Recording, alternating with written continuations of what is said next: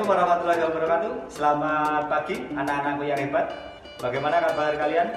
Semoga masih semangat untuk belajar walaupun kita belajar dari rumah masing-masing. Baik, untuk hari ini kita mulai masuk bab 2 teks eksposisi. Untuk lebih jelasnya, mari kita simak video berikut ini. Pada bab ini kita bagi menjadi 5 pertemuan. Poin A, B, C, D, E ini adalah rencana pertemuan kita. Hari ini adalah pertemuan pertama.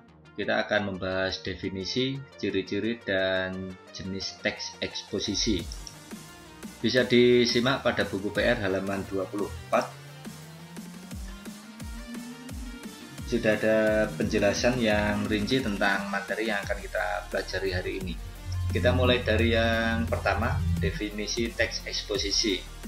Menurut Kamus Besar Bahasa Indonesia, eksposisi berarti uraian atau paparan yang bertujuan menjelaskan maksud dan tujuan dalam karangan.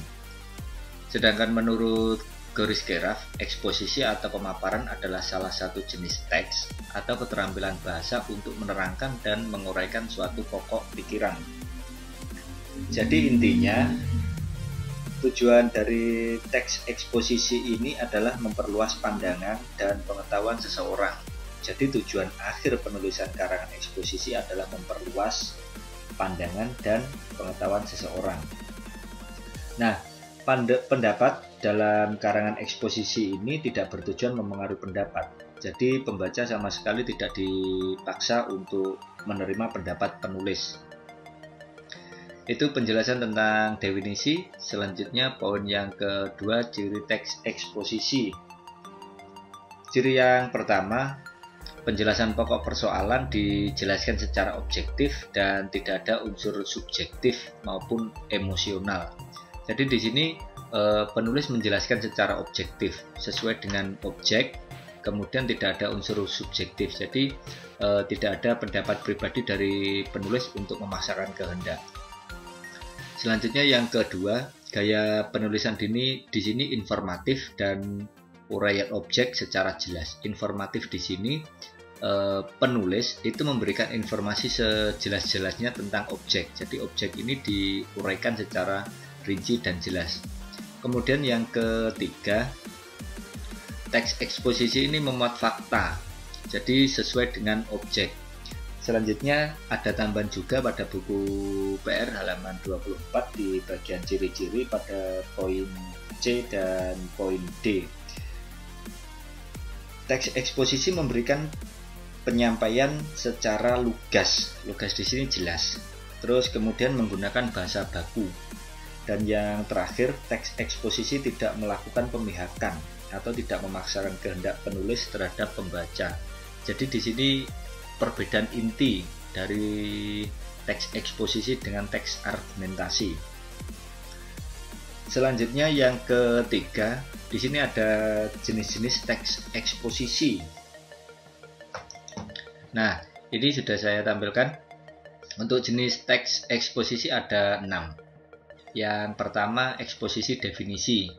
Di sini berisi penjelasan makna suatu kata atau frasa. Dapat diartikan pula rumusan tentang ruang lingkup dan ciri-ciri konsep yang menjadi pokok pembicaraan atau studi. Nah, definisi di sini bisa dibagi menjadi 2. Ada definisi sempit dan definisi luas. Definisi sempit ini mencakup definisi sinonim atau bisa juga diartikan menurut arti kamus. Kemudian untuk definisi secara luas ini mencakup pembatasan pengertian suatu barang atau hal yang didefinisikan. Jadi definisi luas merupakan pengembangan dari definisi sempit. Selanjutnya jenis teks eksposisi yang kedua adalah identifikasi. Metode ini berusaha menyebutkan ciri-ciri atau unsur-unsur pengenal suatu objek. Nah, metode definisi yang digunakan dalam teks eksposisi ini harus bisa menjawab pertanyaan apa itu dan siapa itu. Metode identifikasi dalam teks eksposisi akan memperkenalkan barang atau objek dengan memerinci ciri dan tanda pengenal dari objek tersebut.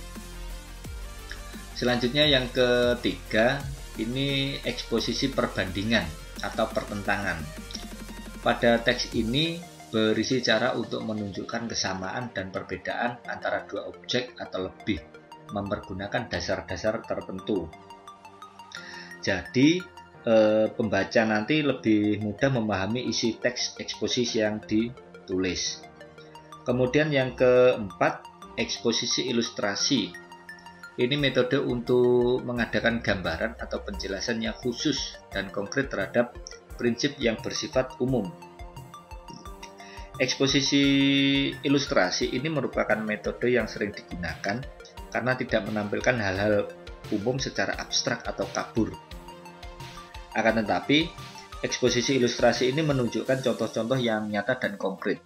Jadi pembaca bisa lebih mudah untuk memahami. Selanjutnya yang kelima, ini ada jenis teks eksposisi klasifikasi. Ini metode yang bersifat alamiah untuk menampilkan pengelompokan-pengelompokan dengan sesuai dengan pengalaman manusia. Nah, klasifikasi merupakan suatu metode untuk menempatkan hal atau benda dalam suatu kelompok, sehingga dapat diketahui hubungan antar hal atau antar benda dalam kelompok tersebut. Selanjutnya yang terakhir atau yang keenam ada eksposisi analisis. Ini suatu cara untuk membagi-bagi subjek ke dalam komponen-komponennya. Nah, eksposisi analisis ini dibagi menjadi dua. Ada analisis kausal, ada juga analisis proses. Analisis kausal ini paparan yang mempersoalkan hubungan sebab akibat. Jadi dalam sebuah analisis kausal, penulis mempersoalkan dua masalah, yaitu apa yang menyebabkan masalah. Ini dengan cara menemukan sebab-sebab yang menimbulkan masalah. Dan juga akibat atau pengaruh apakah yang muncul kemudian. Jadi di sini penulis mencari akibat-akibat yang mungkin timbul karena peristiwa yang pertama tadi. Nah, selanjutnya yang analisis kedua, yaitu analisis proses.